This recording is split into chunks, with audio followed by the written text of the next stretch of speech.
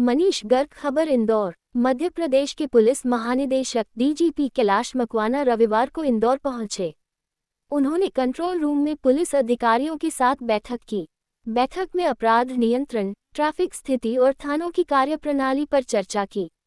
मकवाना ने आमजन से फीडबैक प्राप्त करने के लिए क्यूआर कोड स्कैन सिस्टम का लोकार्पण किया। मीडिया से चर्चा में उन्होंने राजा रघुवंशी हत्याकांड पर कहा कि सोनम के इंदौर में रुकने की जानकारी पुलिस को नहीं मिल पाई। उन्होंने लव जिहाद के मामलों में बीट अफसरों को कॉलेजों, स्कूलों और हॉस्टलों की मॉनिटरिंग बढ़ाने के निर्देश दिए। मकवाना ने 12 प्रमुख मुद्दों पर मीडिया से खुलकर बात की। इन मुद्दों में सिंह गश्त, पुलिस बल, डीएसपी प्रमोशन, ट्रांसफर और जनसुनवाई शामिल थे। अफसरों की बैठक को लेकर यह बोले। इंदौर में रविवार को मीडिया से चर्चा में डीजीपी कैलाश मकवाना ने कहा कि मैंने डीजीपी के पद पर ज्वाइन किया तो सोचा था कि फील्ड के अधिकारियों से जोन में जाकर हम समीक्षा बैठक करें। अपराध के बारे में, लॉ एंड ऑर्डर के बारे में, पुलिस मुख्यालय से समय समय पर जो आदेश जारी किए जाते हैं उसका क्रियान्वयन किस तरह से हो रहा है। वहीं फील्ड के अफसरों जैसे उज्जैन, इंदौर कमिश्नरेट और ग्रामीण के अफसरों को बुलाया है, जो कि पुलिस स्टेशन के फर्स्ट प्रोबेशनरी ऑफिसर होते हैं।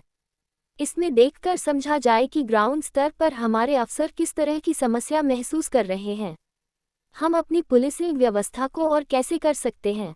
बालाघाट, भोपाल शहरी और ग्रामीण के साथ उज्जैन भी हो चुके हैं। अब 6 और बचे हैं तो उन्हें भी जल्दी कवर करेंगे। सिंगस्त को लेकर बोले। आगामी सिंगस्त जो कि 2028 में होना है, उसको लेकर कई मार्गों का चौड़ीकरण हो रहा है, जैसे कि इंदौर उज्जैन 6 लेन हो रहा है। इसके अलावा अन्य मार्गों को भी चौड़ा किया जा रहा है। जाम लगने को लेकर ग्रामीण के जो हमारे आईजी हैं उनको देखा है, वे सीधे तौर पर उस पर काम कर रहे हैं। इसकी जानकारी वे ही देंगे। सोनम राजा केस को लेकर बोले। आपके कई लोगों के घर होंगे जो कि खुद मकान मालिक भी होंगे। आप ही के खुद के घर में किराएदार से मिलने कौन आ रहा है और कौन जा रहा है, आप ही उसका हिसाब नहीं रख पाते हैं। तो इतना बड़ा शहर, उसमें कौन कैसे अचानक से रात में आकर रुका, वो प्रैक्टिकल रूप से पॉसिबल नहीं है जब तक कि उसका कोई सुराग ना मिले। जैसे कि कोई व्यक्ति संबंधित क्षेत्र में है, जब कोई इनपुट मिले तो भले ही हम उसको पता करने की कोशिश कर सकते हैं। हम अपने घर के किराएदार से कौन मिलने आने जाने वाले हैं, जब उसको ही हम वॉच नहीं कर पा रहे हैं तो फिर इतने बड़े शहर कैसे संभालेंगे। डायल 100 स्कीम पर यह बोले डीजीपी। डायल 100 स्कीम हमने 2015 में शुरू की थी। इसमें रैपिड एक्शन के रूप में पुलिस एक कॉल पर मौके पर पहुंचती थी। वो स्कीम 5 साल के लिए थी। 2020 में वह समाप्त हो गई थी। उसके बाद नए सिरे से स्टैंडर्ड डिसाइड करके शुरू करना था। उसके टेंडर हुए, लेकिन वे धरातल पर नहीं आ पाए। इसी साल जनवरी के अंत में उसे दोबारा शुरू करने के लिए हमने एक टीम को काम दिया। इसके बाद ही टेंडर किया। अब वर्क ऑर्डर पिछले महीने जारी कर दिया है। हमारी कोशिश है कि 15 अगस्त से पूरी फोर्स नई डायल 100 स्कीम की गाड़ियों के साथ देखने को मिलेगी। समीक्षा बैठक में ये अफसर रहे मौजूद। इस मौके पर आयोजित समीक्षा बैठक में इंदौर पुलिस कमिश्नर संतोष कुमार सिंह, ग्रामीण आईजी अनुराग अति, पुलिस आयुक्त law and order Amit Singh अति, पुलिस आयुक्त मुख्यालय मनोज श्रीवास्तव, डिग इंदौर रेंज निमिष अग्रवाल, डिग निमाड़ रेंज सिद्धार्थ बहुगुना, साथ ही धार, झाबुआ, अलीराजपुर, खरगोन, खंडवा, बड़वानी, बुरहानपुर के एसपी और इंदौर के सभी डीसीपी उपस्थित रहे। मैंने सोचा था कि हमारे सभी फील्ड के अधिकारियों से जोन्स में जाकर के उनसे हम बैठक करें, समीक्षा बैठक, अपराध के बारे में, लॉ एंड ऑर्डर के बारे में, और जो पुलिस मुख्यालय से समय समय पे कई इंस्ट्रक्शंस हम जारी करते हैं उसका क्रियान्वयन किस तरीके से हो रहा है। और फील्ड के ऑफिसर्स, जैसे हमने एसडीओपीस कल उज्जैन की जो हमने रिव्यू मीटिंग की थी, आज अभी कमिश्नरेट इंदौर की हुई है, इंदौर ग्रामीण के भी हमारे अधिकारी साथ में हैं, तो वहां से भी हर जिले से एक एक एसडीओपीस को भी हमने बुलाया है, हमारे डीएसपी रैंक के ऑफिसर्स को, जो पुलिस स्टेशन के फर्स्ट सुपरवाइजरी ऑफिसर्स हैं, ताकि ग्राउंड लेवल पर काम करने में क्या समस्याएं महसूस कर रहे हैं और हम बेहतर अपना पुलिसिंग को कैसे इम्प्रूव कर सकते हैं, और जो over the period of time जो हमें अपने अनुभवों से लगा कि ये अगर हम करते हैं तो और हम बेहतर परफॉर्म कर पाएंगे, तो वो सारा तो ये एक review cum interactive we can say कि रिव्यू मीटिंग के साथ साथ में इंटरेक्शन टाइप से भी हमारे अनुभव शेयर करना, अपने एक्सपीरियंसेस, और उधर से भी उनके फीडबैक लेना। उस तरीके से तो काफी अच्छा इंटरेक्शन बेसिकली हो रहा है। और सारे जोन्स में मैं कवर करूंगा। पहले जबलपुर बालाघाट कवर हो चुका है, भोपाल कमिश्नरेट, भोपाल रूरल हो चुका है, कल उज्जैन जोन हो गया, आज इंदौर कवर हो जाएगा।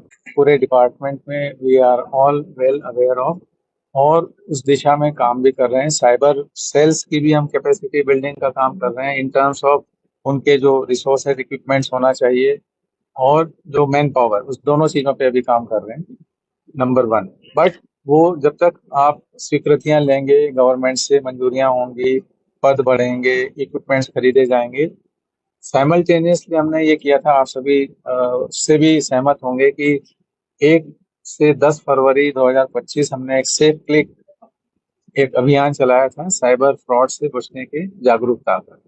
और मेरे विचार से उसमें इंदौर पुलिस ने बहुत अच्छा काम किया था, सभी स्तर के अधिकारियों ने बहुत मेहनत की थी।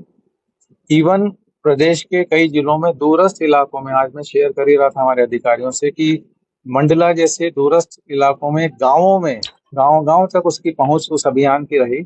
और मुझे नहीं लगता कि अगेन, जैसे मैं बता रहा हूँ, रोटेशन का स्टाफ का उस लेवल का साइबर जागरूकता का अभियान पहले प्रदेश में हुआ हो, मेरे ऐसा ध्यान में नहीं आता है। सभी अधिकारियों ने बहुत मेहनत की, और उसका परिणाम ये हुआ कि डिजिटल अरेस्ट की जो पिछले साल कंटिन्यूअस सुनने में आ रही थी घटनाएं, उस पर रोक लगी है।